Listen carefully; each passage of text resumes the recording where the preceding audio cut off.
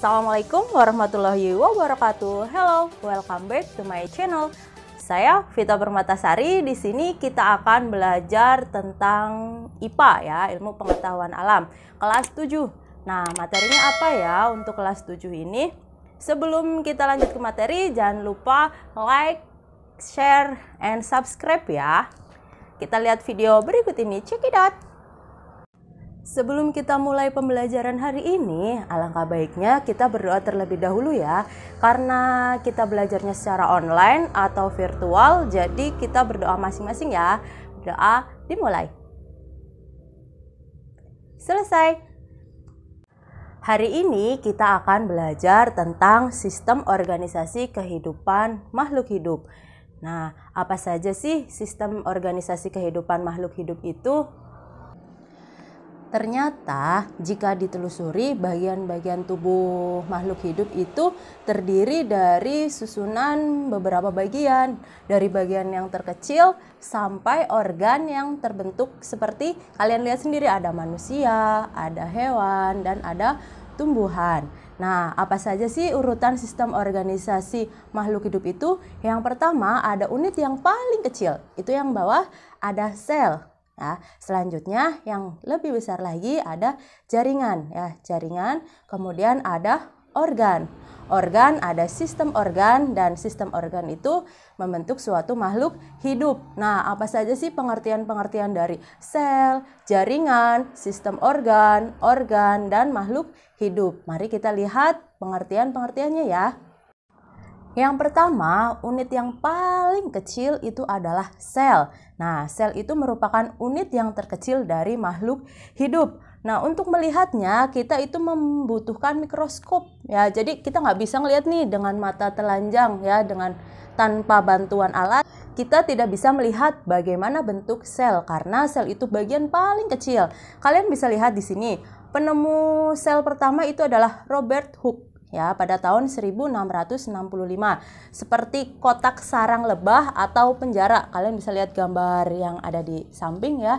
Di situ sel itu kalau misal diperbesar, di zoom ya, bentuknya seperti itu. Nah, kemudian di sini ada struktur dari sel ya, ada sel hewan dan sel tumbuhan ya. Sel hewan dan sel tumbuhan itu berbeda juga. Nanti kita akan belajar bagian-bagiannya secara singkat ya.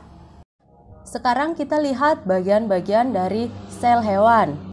Yang pertama ada membran sel, kemudian ada retikulum endoplasma atau RE, badan Golgi, mitokondria, nukleus, nukleolus, sitoplasma, lisosom, dan vakuola. Nah, sedangkan kita bisa lihat ada bagian-bagian dari sel tumbuhan. Di sel tumbuhan sama ada vakuola, badan Golgi. Nah, di sini ada dinding sel ya, membran sel, kloroplasma, nukleus, retikulum endoplasma atau RE, terus mitokondria.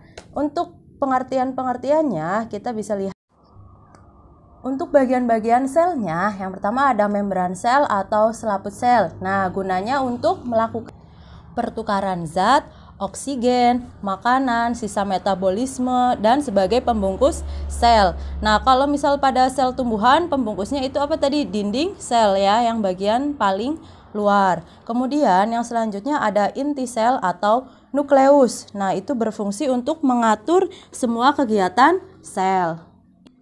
Kemudian ada sitoplasma yang di dalamnya terdapat bagian-bagiannya, yaitu ada ribosom yang berfungsi untuk mensintesis protein, ada mitokondria yang berfungsi untuk respirasi sel ya, ada badan Golgi yang berfungsi untuk ekskresi, ada RE, retikulum endoplasma sebagai sekresi protein dan lemak, ada vakuola. Nah, vakuola ini berdenyut sebagai untuk pengeluaran, sedangkan yang makanan itu untuk tempat pencernaan. Yang terakhir ada kloroplas ya, berfungsi untuk tempat zat warna. Untuk bagian-bagiannya, tadi kan ada membran sel nih. Membran sel itu pada sel tumbuhan disebut dengan dinding sel. Kemudian ada sitoplasma, bagian-bagiannya tadi ada RE ya, retikulum endoplasma. Badan Golgi, ada ribosom, lisosom, sentriol, mitokondria, dan kloroplas ya. Untuk inti sel sendiri ada prokariotik dan eukariotik ya. Untuk bentuk-bentuk sel ya, ada sel organisme multiseluler yang terdiri dari sel lemak, ada sel darah, sel saraf, dan sel tumbuhan. Kemudian yang kedua ada sel organisme uniseluler yang terdiri dari Vorticella, Euglena, Paramecium, dan amoeba. Untuk perbedaan sel hewan dan sel tumbuhan, kalian bisa lihat tabel berikut ya. Ada organel-organelnya yang terdiri dari dinding sel, plastida, kloroplas, sentriol, dan vakuola. Jadi pada dinding sel itu hanya terdapat pada sel tumbuhan, di sel hewan tidak ada. Kemudian untuk plastida juga ada di sel tumbuhan, sel hewan tidak ada. Yang ketiga ada kloroplas. Nah, kloroplas adanya juga di sel tumbuhan. Tadi sebagai apa? Zat warna ya. Kemudian ada sentriol. Kalau sentriol terdapat pada sel hewan saja. Sedangkan vakuola itu di sel tumbuhan ada besar, sedangkan di sel hewan ada tapi kecil. Biasanya kalau di sel tumbuhan itu terlihat ya besar. Seperti tadi di gambar yang awal. Nah, untuk susunan yang kedua, tadi kan sel unit yang paling kecil. Nah, di atasnya ada apa? Jaringan. Jaringan itu apa?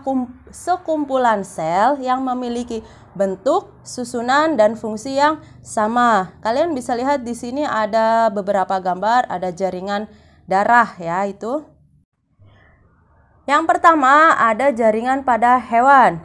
Ada jaringan epitel, jaringan otot, jaringan saraf, jaringan ikat, dan jaringan penyokong atau penunjang. Jaringan hewan yang pertama ada jaringan epitel. Yang pertama, kalian bisa lihat gambarnya ini ya. Ada epitel kubus berlapis tunggal. Ada epitel silinder berlapis banyak, ada epitel silinder berlapis tunggal, kemudian ada epitel silinder bersilia, ada epitel pipih berlapis banyak, dan epitel pipih berlapis tunggal. Kalian bisa lihat gambarnya di sini. Kalau misal terlalu kecil nanti bisa cari ya, ada yang gambar lebih besar lagi. Yang kedua ada jaringan otot. Terdiri dari 3, ada otot rangka, otot jantung, dan otot polos. Kalau otot jantung dia terletak pada jantung. Kalau misal otot rangka dia terletak pada rangka. Sedangkan otot polos itu terletak pada organ dalam kecuali jantung ya, karena jantung sudah memiliki otot jantung itu sendiri ya. Yang ketiga ada jaringan saraf yang terdiri atas sel-sel saraf. Kalian bisa lihat di gambarnya di sini nih, bagian-bagian dari jaringan saraf. Ada dendrit, badan sel, akson, mielin, dan sinapsis. Yang keempat ada jaringan ikat atau jaringan pengikat. Di situ jaringan yang menghubungkan bagian tubuh dengan bagian tubuh yang lain. Contohnya ada ligamen dan tendon. Kalian bisa lihat gambarnya di samping ya. Di situ ada ligamen ya pada jari-jari. Ini ya jaringan ikat. Kemudian tendon itu biasanya di otot ya, di sini nih. Ya antara di sini atau di sini ya. Itu tendon yang biasanya berbentuk gelendong-gelendong seperti itu.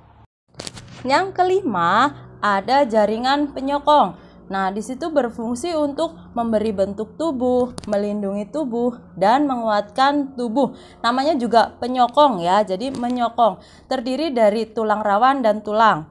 Di situ ada jaringan tulang rawan, jaringan tulang, jaringan ikat, jaringan darah, dan getah bening. Sekarang kita lanjut ke jaringan pada tumbuhan ya. Tadi kan jaringan pada hewan. Sekarang pada tumbuhan ada 5. Yang pertama ada jaringan meristem.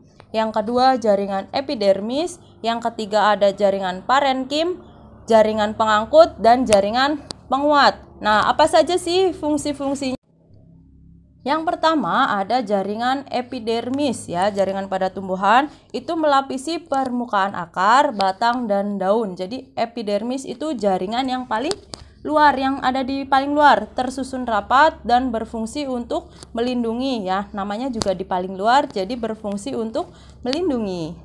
Yang kedua ada jaringan meristem. Jaringan yang selalu muda karena sel-selnya itu selalu membelah. Contohnya adalah embrio, ujung akar, batang, dan kambium.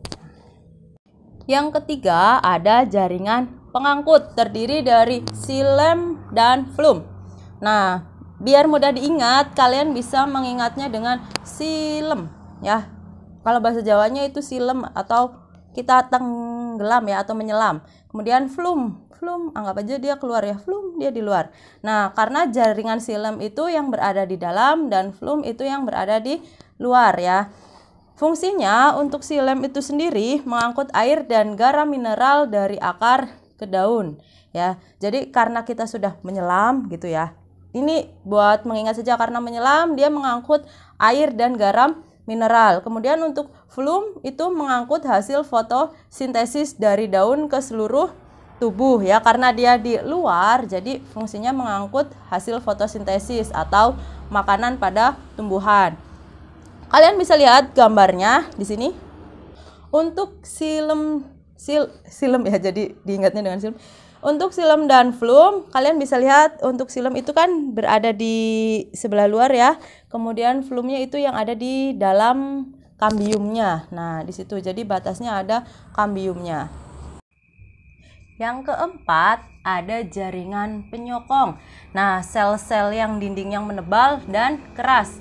Jaringan penyokong itu sendiri ada dua ya. Apa saja? Kolenkim dan sklerenkim. Kolenkim itu terdapat pada tumbuhan muda dan tumbuhan lunak atau herba. Nah, kalau sklerenkim terdapat pada jaringan tua dan tanaman keras.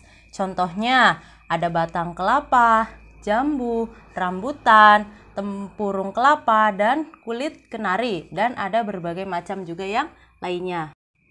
Untuk yang kelima atau yang terakhir itu ada jaringan parenkim. Apa sih jaringan parenkim itu? Jaringan dasar yang terdapat di antara jaringan lainnya. Nah, jaringan ini berfungsi untuk menyimpan makanan.